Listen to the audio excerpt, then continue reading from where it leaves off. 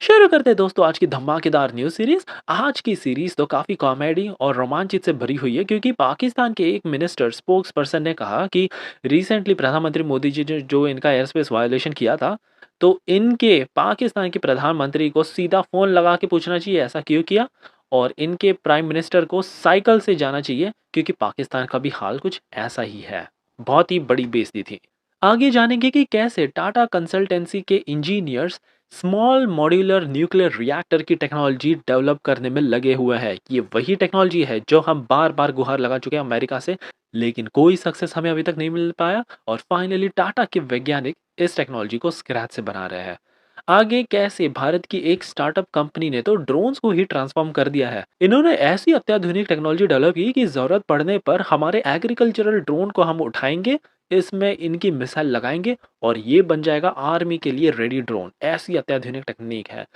इसके अलावा एक और भारत की कंपनी है पीटीसी, आपने सुना होगा, हाई ग्रेड स्टील, लेकिन इन्होंने तो टाइटेनियम ग्रेड के एलॉय डेवलप करके तैयार कर दिए हैं।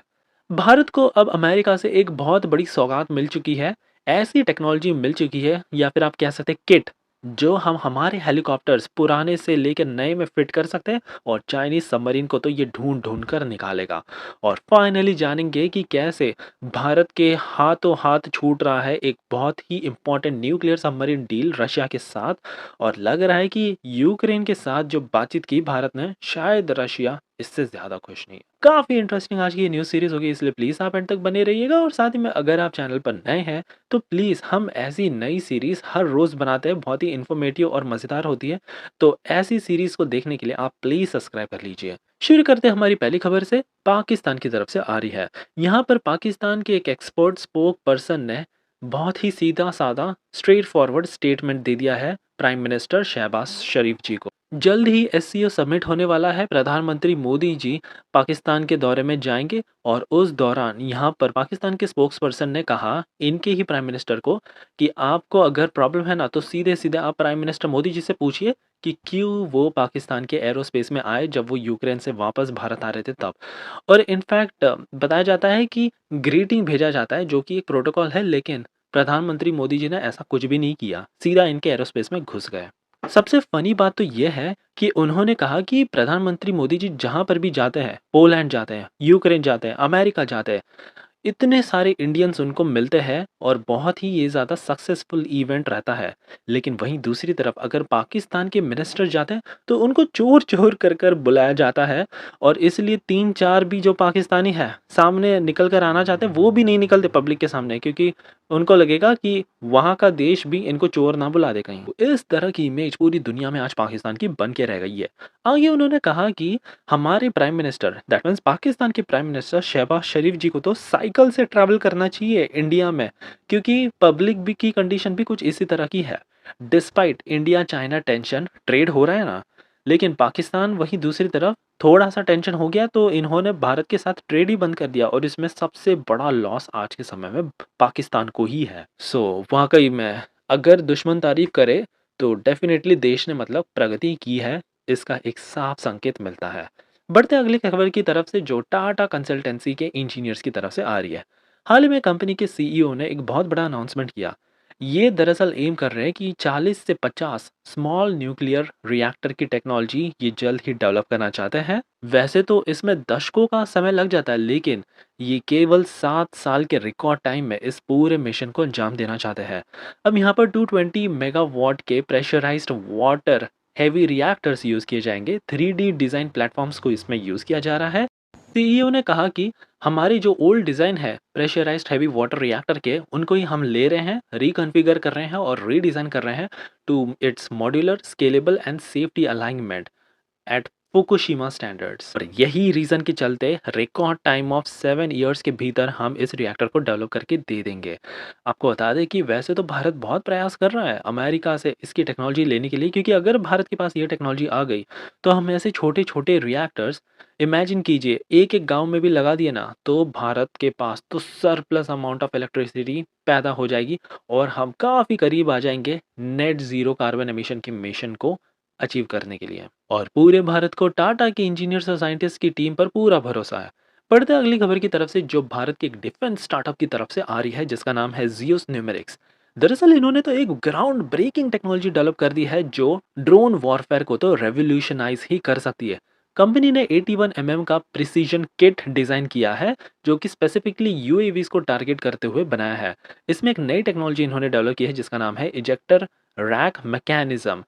इस इनोवेशन का सबसे बड़ा बेनिफिट यही है कि मान लीजिए जंग के मैदान में हमारे पास ड्रोन की कमी पड़ गई, हम उठाएंगे सीधा एग्रीकल्चरल ड्रोन। इसमें किसी भी मिसाइल को हम फिट कर सकते हैं और इनका 81 mm प्रिसीजन किट हम इसमें डाल देंगे ताकि ये जो पुराना बॉम्ब है वो बन जाए हमारा प्रिसीजन गाइडेड बॉम्ब। और ये इनोवेशन पूरी तरह से एक गेम चेंजर साबित होने वाला है क्योंकि पूरे दुनिया में आज तक किसी के पास ऐसी टेक्नोलॉजी नहीं है और भारत की इस स्टार्टअप कंपनी ने बहुत ही कॉस्ट इफेक्टिव और एडेप्टेबल सॉल्यूशंस के अंदाज में इसको डेवलप करके दिखा दिया है। हमारी अगली खबर एक और भारतीय कंपनी की तरफ से आ रही है जिसका नाम है पीटीसी इंडस्ट्री लिमिटेड। आपने तो सुना ही होगा हाई ग्रेड एल्यूमिनियम अलॉय या ऐसे कुछ डेवलप किए, लेकिन हाल ही में इस कंपनी ने पहली बार एक टाइटेनियम अलॉय का टेक्नोलॉजी डेवलप कर ली है और अब एरोस्पेस ग्रेड में यू डिफेंस के क्षेत्र में यूज होने वाले कई तमाम व्हीकल्स इसी एलॉय से डेवलप किए जाएंगे। हाल ही में इन्होंने एक न्यू मैन्युफैक्चरिंग फैसिलिटी का उद्घाटन किया है और अब यहाँ पर एक काफ़ी थिन टाइटेनियम शीट्स मैन्युफैक्चर किए जाएंगे हमारे सारे डिफेंस मिसाइल्स शिप्स नेवीज में यूज होने वाले हथियारों के लिए। आपको बता दें कि ये बहुत ही ज़्यादा हाई स्टैंडर्ड के होंगे, state of the art technology और इंफ्रास्ट्रक्चर ऑलरेडी भारत के पास है। यूरोप के कई तमाम ऑर्डर अब ये कंपनी लेने वाली है और अमेरिका के साथ भी जल्द ही बताया जा रहा है कि कुछ कॉन्ट्रैक्ट साइन किए जा सकते हैं for this high performance titanium alloy.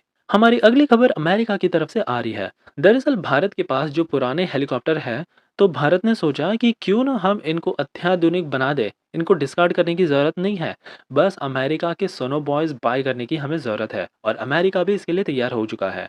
अब हमारे पास जो पुराने हो रखे MH-60R हेलीकॉप्टर्स है, इनमें दरअसल $52.8 मिलियन के पैकेज देकर हम अमेरिका से हाई एंटी सबमरीन वॉरफेयर सोनो बॉयज़ को परचेज करेंगे और इन हेलीकॉप्टर्स में फिट कर देंगे।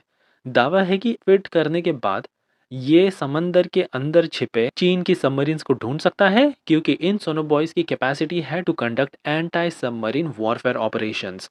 और ये तो पूरी तरह से एक गेम चेंजर साबित हो सकता है। कंपैटिबिलिटी भी बहुत ही इजी है, ये हमारे पुराने से लेके नए अत्याधुनिक हेलीकॉप्टर में इजीली फिट किया जा सकता है। सो ये जो अब नई पार्टनरशिप हुई है ना सोनोबॉयज को लेकर, गेम चेंजर साबित होगी भारत के लिए in Indian maritime security needs. Finally हमारी आखिरी खबर आ रही है रूस की तरफ से।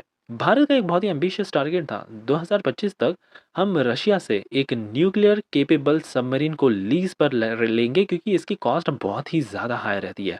लेकिन लग रहा है कि अब नेगोशिएशंस और जो भी डिस्कशन चल रहा था बहुत ही ज़्यादा कूल डाउन हो चुके हैं और लगभग जियोपॉलिटिकल टेंशंस, इकोनॉमिक कंसिडरेशन और कई तमाम कारणों के चलते ये डिस्कशन तो थमते नज़र आ रहे हैं। कुछ रिपोर्ट्स का तो ये भी मानना है कि रिसेंटली भारत ने यूक्रेन में विजिट किया तो इससे रशिया शायद नाराज हो गया, जिसके चलते ये डिस्कशंस लगभग बंद करने की कगार पर अब आ चुके हैं। भारत ने दरअसल ये न्यूक्लियर